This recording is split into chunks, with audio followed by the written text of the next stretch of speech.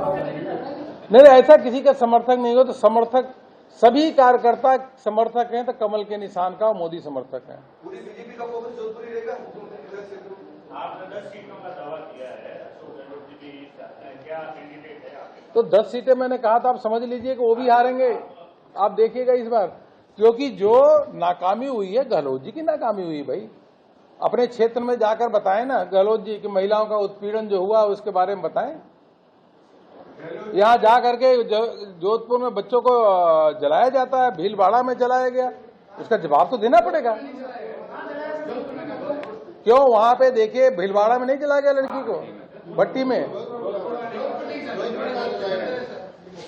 जोधपुर में कई ऐसी घटनाएं घटी है। कांग्रेस सरकार ने किसानों की जमीन नीलाम करवाई है, भाजपा सरकार आएगी तो उन किसानों को वापस जमीनें लौटा देगी। देखिए, भारतीय जनता पार्टी की प्रतिबद्धता है कि किसानों का सम्मान हम सर्वोपरि रखते हैं। यह किसान है तो इसी हमेशा भारतीय जनता पार्टी सरकार है। मोदी जी ने जितना किसानों का किया, यह 82 लाख किसानों को अगर 6-6 हजार रुपए उनको देने का काम किया उनके अकाउंट में राजस्थान में, तो देश के प्रधानमंत्री मोदी जी। मेरा सवाल है, खाद के दाम नहीं बढ़ने दिया तो कौन?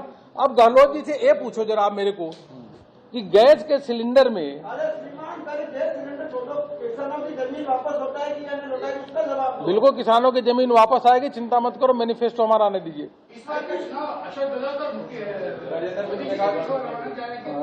सर, सरदार से गजेंद्र सिंह शेखावत को उतारा जा रहा है या नहीं उतारा जा रहा है?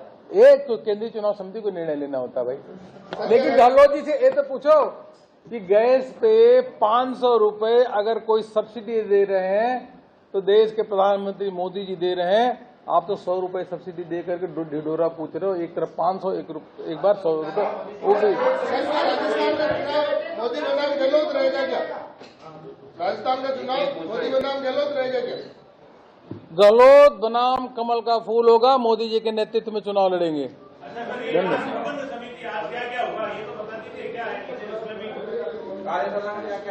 चुनाव प्रबंधन समिति में अब क्या है कि 5 साल काम करते हैं, जो चुनाव प्रबंधन होता है तो उसमें अपने चुनाव को दुरुस्त करने के लिए जो विभिन्न विभाग होते हैं उन विभागों को जब प्रचार प्रसार हो से लेकर के उसके बूथ प्रबंधन और टूर प्रोग्राम, घर घर संपर्क, इन सब की योजनाओं की चर्चा हम लोग कर रहे हैं। और मैंने कहा कि भारतीय जनता पार्टी जैसा जो देवतुल्य कार्यकर्ता और संगठन किसी अन्य पार्टी में नहीं है।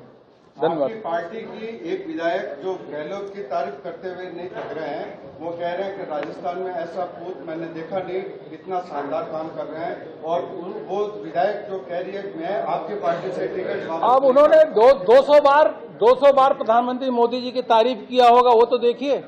चलिए,